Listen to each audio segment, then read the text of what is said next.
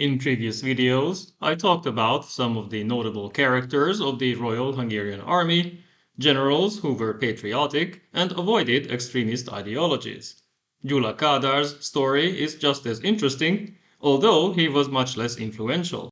His memoirs were published in a heavily censored version in the 1970s, before the fall of the communist regime. In this episode, I will give a brief overview of his life, his ideas, his connections to Horthy himself, and his depiction of important events. Gyula Kádár was born in 1898 in the city of Debrecen. He graduated from the military high school in Sopron, where he received a one-sided education with a sense of superiority as a future career officer. In these institutions, Hungarian patriotism was mixed with loyalty to the Habsburgs in a somewhat paradoxical relationship. In 1916, he spent 2 months at a replacement unit where he saw tired and disillusioned men, in a stark contrast to the bravado at school. He completed the Ludovikától Academy in August 1918, only to witness the collapse and the chaos of the two revolutions. He condemned the new liberal government for completely abandoning the army, while he was indifferent to the Bolshevik rule that soon followed, not knowing enough about socialism or communism to truly sympathize. His unit was stationed in Szeged, which was under French occupation, so they could not join the Hungarian Soviet Republic and its Red Army, but he saw many opportunists and shameless careerists who were ready to serve any regime. One of them was Captain Károly Berger, who served in the Red Army, but also in Horthy's National Army, only to end up as defense minister in the Nazi regime in 1944. Post-war Hungary was defined by the Treaty of Trianon, and Kádár experienced the same political and financial difficulties as everyone else. However, a distant female relative started showing him a very different view on life, lending him books from her extensive library. Kádár ventured outside the traditional military way of thinking, meeting local notabilities in Szeged, discussing various topics. Between 1921 and 1933, he served in Szeged, then in Debrecen. He read and studied a lot, but also saw the indescribable poverty and other social issues that he and his fellow officers discussed more and more, even though they were supposed to focus on military matters. His regiment had several commanders during this time. A disciplined, caring colonel was followed by an alcoholic poser, then a buffoon, but unlike him, the officers adapted to each personality in the hopes of career advancement. He distrusted Gyula Gömbös, who became defense minister, then prime minister, soon earning the nickname Gömbölini. Under him, actual reforms and expansion did not take place due to a lack of money, but more young officers started to believe that they had to enter politics, moving towards the radical right. Kádár also met Ferenc Szálasi, future leader of the Hungarian Nazis, who gave the impression of a self-centered egomaniac with a messiah complex. He could not be taken seriously. From 1933, Kádár taught at the Ludovikától Academy, first under Gusztáv János, then Ferenc Szombathelyi, two very different personalities with their own videos on this channel. Around 1937, he began to feel a shift as more radical right-wing officers showed up at the academy, accusing him and others of having Jewish roots.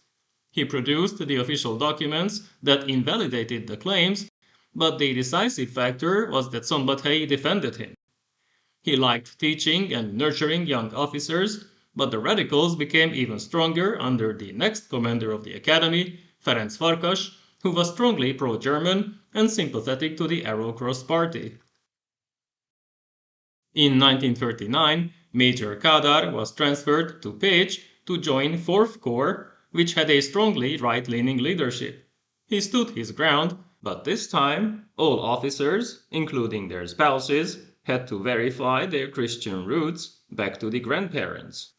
Corps Commander Lieutenant General Ruszkai, who was openly anti-Semitic, was soon replaced by Lieutenant General Horváth, a decent, old-fashioned soldier, but this did not change the fact that Kádár's unit, 11th Infantry Brigade, was ill-equipped and undertrained. One of their battalion commanders was Archduke Albrecht Habsburg, who spoke perfect Hungarian, was physically fit, very polite, and caring, often spending his own money to improve the situation of his men. Later on, he would move closer to the Nazis and even support the German occupation of Hungary. 4th Corps participated in the march into northern Transylvania and in the Yugoslav campaign. Kádár was responsible for the supply train, but he saw that even peaceful marches could not be organized without traffic jams, which an active enemy could have exploited. In the fall of 1941, as Rapid Corps was advancing in Ukraine, newly appointed Chief of the General Staff, Ferenc Szombathelyi, visited Pécs and told Kádár that he would soon take him to Budapest. He was looking for reliable officers who were not strongly pro-German. This happened in April 1942, as 4th Corps was mobilizing to move to the Eastern Front with 2nd Army. Major Kádár moved to the capital to lead 6th Department, responsible for propaganda and matters of national security within the army. He was chosen as he had connections to liberal politicians, artists, actors, and the media in general. In the meantime, he also heard what had taken place in the city of Újvidék, Novi Sad, a topic that would soon lead to scandal. As department head, he met more journalists, Interior Minister Keresztes-Fischer and Prime Minister Kállai, but also many intellectuals who were pro-West trying to find a way out. Many of these would be reported by right-wing officers, so he frequently had to smooth things over. He also talked to Horthy's only surviving son, Miklós Jr., who, just like his late brother, despised the Germans and felt that Hungary was already a lost cause. Already in late 1942, press chief Ulein Revitsky contacted American officials. They wanted to involve the military, to which Kádár and Szombathelyi both agreed, but Prime Minister Kállai stopped them as he wanted to keep negotiations in the political sphere.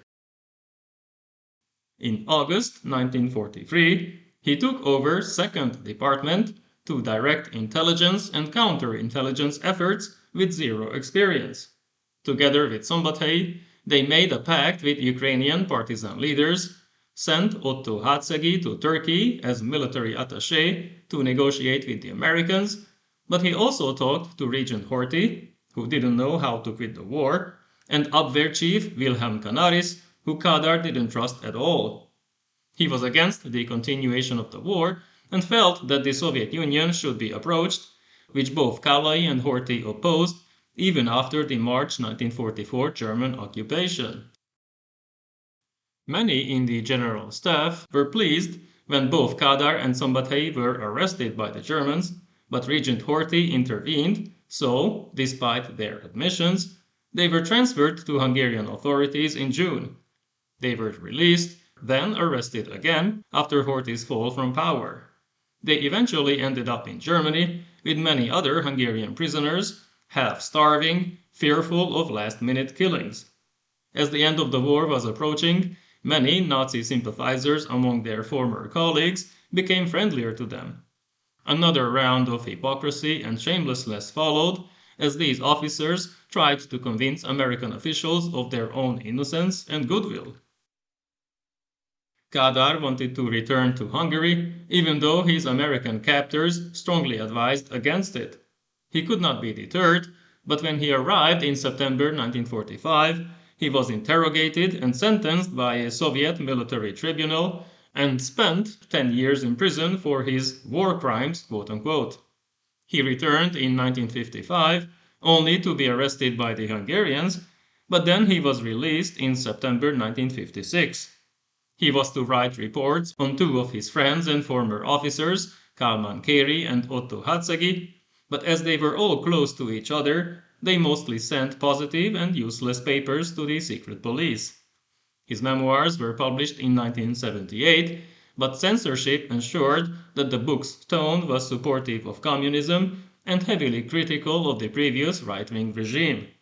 He was also featured in a television series on Second Army's demise, which appeared shortly before his death in 1982.